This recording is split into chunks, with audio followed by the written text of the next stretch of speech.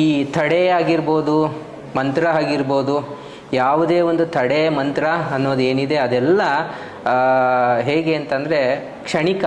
ಅದರಿಂದ ಯಾವುದೇ ಒಂದು ಮಾಠ ಮಂತ್ರವನ್ನು ರಿಮೂವ್ ಮಾಡಲಿಕ್ಕೆ ಆಗಲ್ಲ. ಏನು ಅಂದರೆ ಅವ್ರ ಸ್ವಾಮಿನೇ ಕಷ್ಟ ಕೊಡಲಿಕ್ಕೆ ಕರ್ಮಕ್ಕೆ ಅನುಗುಣವಾಗಿ ಕೊಡಬೇಕಾದ್ರೆ ಯಾವ ತಡೆ ಎಲ್ಲಿ ನಿಲ್ಲಿಸುತ್ತೆ?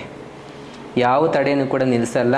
ನೀವು 100 ತಡೆ ಹೊಡ್ಸೋದ್ರೂ ಕೂಡ ಅದರಿಂದ ಏನು ಪ್ರಯೋಜನ ಆಗಲ್ಲ. ಪ್ರಯೋಜನ ಒಂದೇ, ಶರಣಾಗತಿ.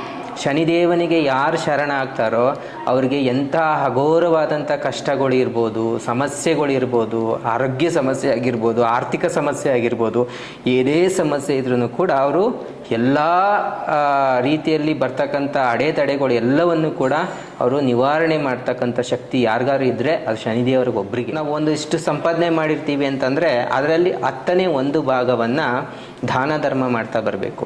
ಯಾರು ಈ 10ನೇ 1 ಭಾಗವನ್ನು ದಾನ ಧರ್ಮವನ್ನು ಮಾಡ್ತಾ ಬರ್ತಾರೋ ಅವರಿಗೆ ಕಷ್ಟನ ಸ್ವಾಮಿ ಕೊಡೋದನ್ನು ಕಡಿಮೆ ಮಾಡ್ತಾರೆ. ರಾಜರಿಗೆ ಪ್ರತಿರಾಜ ಈ ಶನಿದೇವ.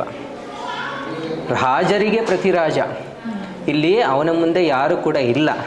ದೇವಾನುದೇವತೆಗಳಿಗೆ ಕೊಡಬಾರ್ದಂಥ ಕಷ್ಟವನ್ನು ಕೊಟ್ಟಂಥವ್ರು ನಾವು ಮನುಷ್ಯರು ಯಾವ ಲೆಕ್ಕ? ಅಷ್ಟಮ ಶನಿಯಾಗಿ ಕಾಡ್ತಾರೆ, ಕಂಟಕ ಶನಿಯಾಗಿ ಕಾಡ್ತಾರೆ, ಹಾಗೆ ಸಾಡೆ ಸಾತಿಯಾಗಿ ಕಾಡ್ತಾರೆ. ಕಂಟಕ ಶನಿ ಅನ್ನೋದೇನಿದೆ ತುಂಬ ಭಯಂಕರವಾದಂಥ ಈ ಒಂದು ಅವ್ರು ಕಾಡ್ತಕ್ಕಂಥದ್ದು.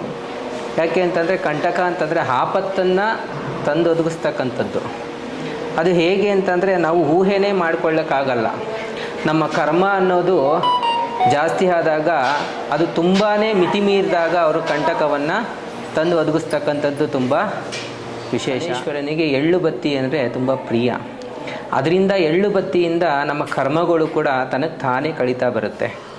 ಆ ಎಳ್ಳು ಬತ್ತಿಯನ್ನು ನಾವು ಏನು ಮಾಡಬೇಕು, ಈ ಥರ 3 ಸಲ ನಿವಾಳಿಸಿ ಅದನ್ನು ಅಲ್ಲಿ ಹಾಕಿ ಸುಡಬೇಕು. ಅದನ್ನು ಸುಟ್ಟ ಆದಮೇಲೆ ಅದನ್ನು ನಾವು ಯಾವುದೇ ಕಾರಣಕ್ಕೂ ಹಣೆಗೆ ಹಚ್ಕೊಳ್ಳೋಕೆ ಹೋಗಬಾರ್ದು.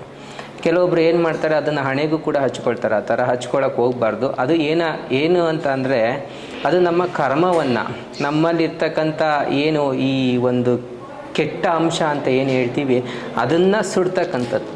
ನಮ್ಮಲ್ಲಿ ಅಹಂಕಾರ ಆಗಿರ್ಬೋದು, ನಮ್ಮ ಜನ್ಮದ ಕರ್ಮ ಆಗಿರ್ಬೋದು, ಪ್ರತಿಯೊಂದನ್ನು ಸುಡ್ತಕ್ಕಂಥದ್ದು ಆ ಎಳ್ಳು ಬತ್ತಿ. ಈಶ್ವರನ ಅಂಶನೇ ಶನಿದೇವ.